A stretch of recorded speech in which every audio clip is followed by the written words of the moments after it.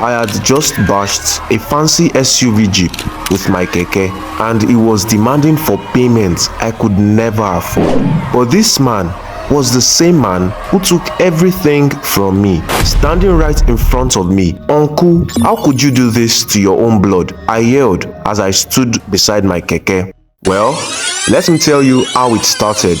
Growing up, life was sweet. My father, Mr. Ekubo, was a gentle giant and the backbone of our family. He had this way of turning even the most ordinary moments into something special. I can still hear his laughter. It was rich, deep, and comforting, like a warm hug. Every weekend, he would gather us in the living room and share stories from his own childhood. His eyes would lit up with mischief, and we would all hang onto his every word. "Mama, tell us the story of the tortoise again," I would beg, snuggling close to my mother under our colorful Ankara blanket. She would laugh and say, "All right, my little storytellers, gather round." Those moments felt magical. The smell of jollof rice would fill the air as my mother cooked in the kitchen. Her voice soft and soothing as she told her tales. Our small house in Lagos was filled with love, joy, and the kind of warmth that made life feel like an endless celebration. My father worked hard, running his iron steel company, which gave us a comfortable life. He was always teaching me important lessons. "James, money is good, but how you treat people matters a lot," he would say with that serious yet loving tone. I wanted nothing more than to make him proud one day. But life can change in a blink of an eye. Everything turned upside down when my father got sick. It was like a dark cloud had settled over our once happy home. No matter how strong my father was, the illness took him from us. I was just a child, but I felt the heavy weight of grief pressed down on my small shoulders. The day he died is one I will never forget. It was a Sunday morning, birds chirping as usual, but my heart was heavy. We had all hoped he would recover, but it wasn't to be. My mother and I were by his bedside, holding his hands, whispering prayers, but nothing could stop the inevitable. His chest rose and fell one last time, and then silence. It was like the ground shifted beneath my feet. I knew nothing would ever be the same. Without a will to protect us, my uncle swooped in like a hawk. He didn't waste any time. Pushed us out of our home, the home filled with memories of my father's laughter and my mother's smile. "Your father was foolish for not planning," he sneered, his face twisted in a cruel grin. My heart sank as I watched my mother's face turn pale. We had lost everything. I couldn't believe how heartless my uncle was. He didn't even care that the house was our life, our refuge. He just wanted it for himself. We were left standing on the street, clutching the little we had left. My mother's eyes were filled with tears, and my heart broke seeing her like that. It felt like we had been robbed of not just our home, but our very lives. "James, we have to be strong," my mother said, trying to comfort me, though her voice shook. But how could I be strong when everything I knew was slipping away? I wanted to fight back, but I was just a boy, and my uncle had all the power. That night, we found ourselves in a cheap motel with flickering lights and thin walls. My mother held me close, her warmth the only thing keeping the darkness at bay. "We will get through this," she whispered, though I could hear the doubt in her voice. I wanted to believe her, but deep down, the weight of despair was already settling in. Days turned into weeks, and my mother fought hard to keep us going. She worked multiple jobs, coming home late at night, exhausted and worried. I could see the toll it was taking on her. She was like a flower waiting under too much sun, fading right before my eyes. I remember lying in bed at night, hearing her cry softly, trying not to wake me. "James, don't worry," she'd say when she thought I was asleep. But I knew she was struggling, and it tore me apart. The love that once filled our home was now buried under layers of pain and hardship.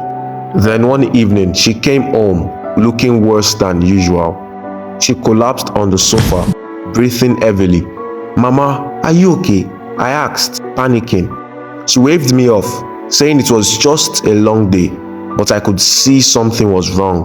Over the next few months, things got worse. My mother fell sick and we couldn't afford a doctor. One rainy night, I found her sitting on the floor, surrounded by our few belongings, crying.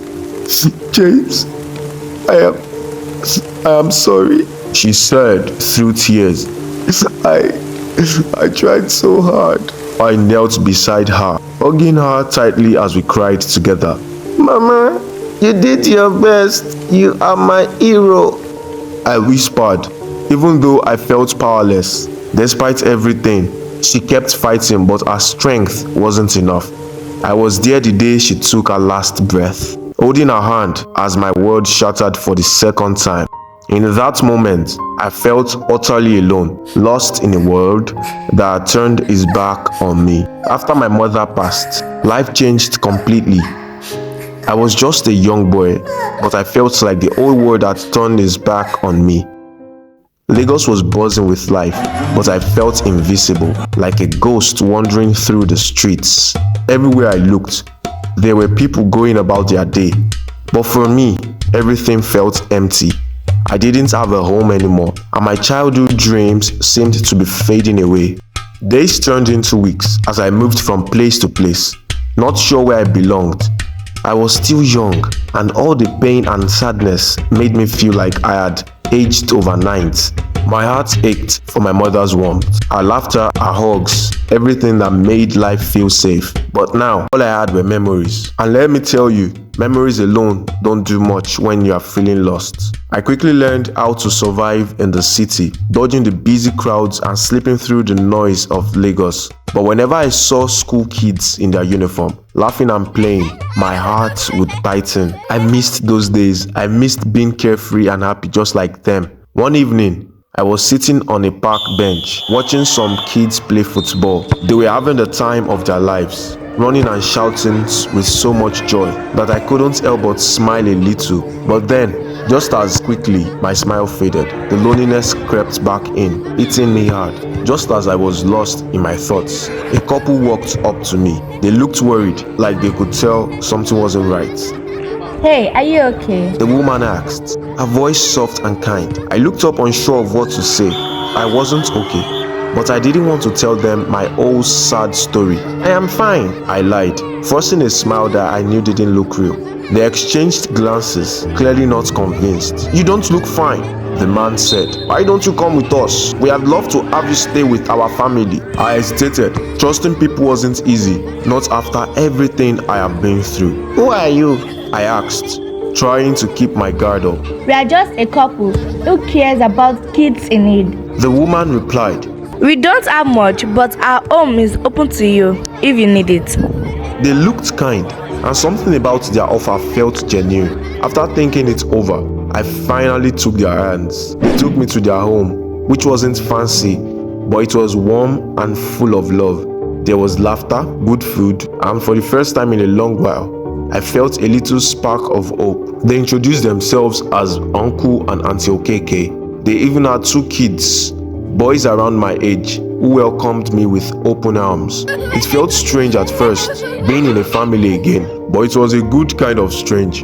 As the days went by, I started to feel like I belonged. The KEKEs didn't treat me like an outsider. They treated me like one of their own. They enrolled me in school and encouraged me to study hard. I threw myself into my schoolwork, determined to make them proud. I didn't need to waste this second chance. Soon enough, their kids and I became inseparable. We played football together, told stories, and laughed until our sides hurt. They didn't know much about my past, and for the time being, I was okay with that.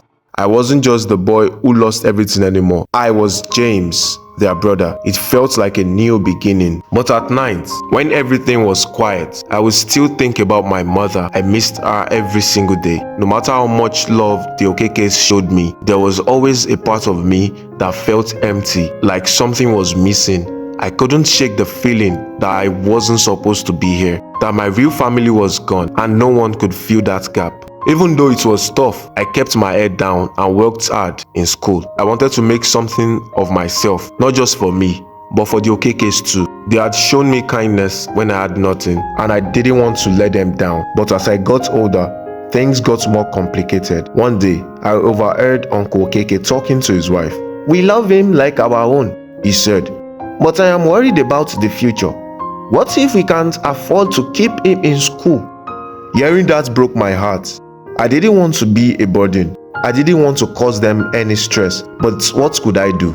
I was just a boy, and the future was uncertain. As graduation approached, I found myself at a crossroads. I had big dreams, but the reality of my situation hung over me like a dark cloud. I didn't know what was next, but I knew one thing. I had to keep pushing forward, no matter what life threw my way. Little did I know, this was just the beginning of my journey. 15 years had passed, and life had taken me down a different path than I expected. Now, I was a keke rider, cruising through the busy streets of Lagos, like I had been doing it all my life. The noise, the traffic, and the never-ending movement, it had become my new normal. Lagos with its hustle and bustle was my world now, a place where both hope and struggle lived. Being a keke rider wasn't the future I had once imagined for myself, but it kept me going. Every morning, I would wake up before the sun, clean my keke, check the tires, and prepare for the long day ahead. It wasn't much, but it was mine, and it helped me survive. My passengers were a mix of all kinds of people: students rushing to class, workers heading to their jobs, traders carrying their goods. I had learned the rhythm of the city, and over time, I enjoyed listening to their stories. Some shared their dreams, while others simply needed someone to vent to. For a brief moment, I was more than just their rider. I was a part of their lives. Even with all the challenges, I never forgot the values my adoptive parents had taught me: hard work, determination, and kindness. I held onto their words as I weaved through the streets, saving every bit I could for a better future. I didn't have much, but I knew I had to keep pushing. There were days when I felt the weight of my past creeping back in, especially when I saw mothers with their children. It reminded me of the love I had lost and the life I once had. It was hard not to feel that sense of loss, but I knew that anger or bitterness wouldn't change anything. I had to keep moving forward. The streets of Lagos had become my second home. I found friends in other keke riders who understood the struggle of life on the road. We laughed, we shared stories, and looked out for each other like a family born out of the city's hustle. As the day faded and the city lights came on, the streets took on a new life. There was something magical about riding through the night. Music filled the air, the smell of roasted corn and suya drifted through the markets, and the city sparkled in its own way. In those moments, it felt like anything was possible. Still, a part of me longed for more. I dreamed of owning my own keke, of growing a business and being able to give back to those who had helped me along the way. I wasn't just striving to survive, I was striving to create a better future. But dreams can feel far away.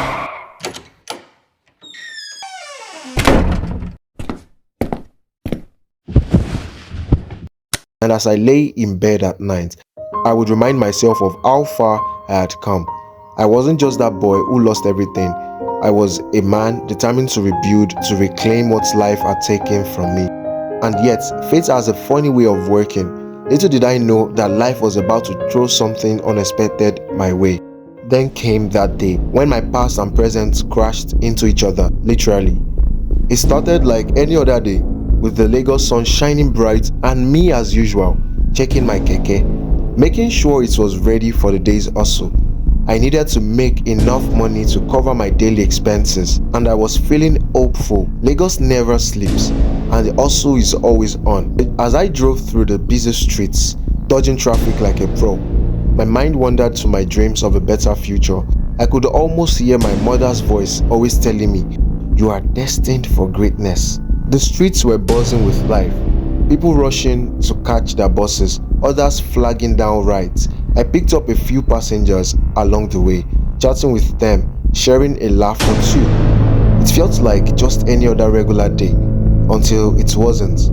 I was approaching a crowded intersection when I noticed a sleek black SUV cutting through the traffic. Something about it felt familiar, but I didn't dwell on it. I was busy trying to pick up a passenger by the roadside when it happened. The sound of metal crunching against metal. My keke had collided with the SUV. For a moment, I just sat there, stunned. But when I stepped out to see the damage, I froze. The driver of the SUV was my uncle, the very man who took everything from me. My stomach twisted and anger bubbled inside me. How could it be him? Of all people,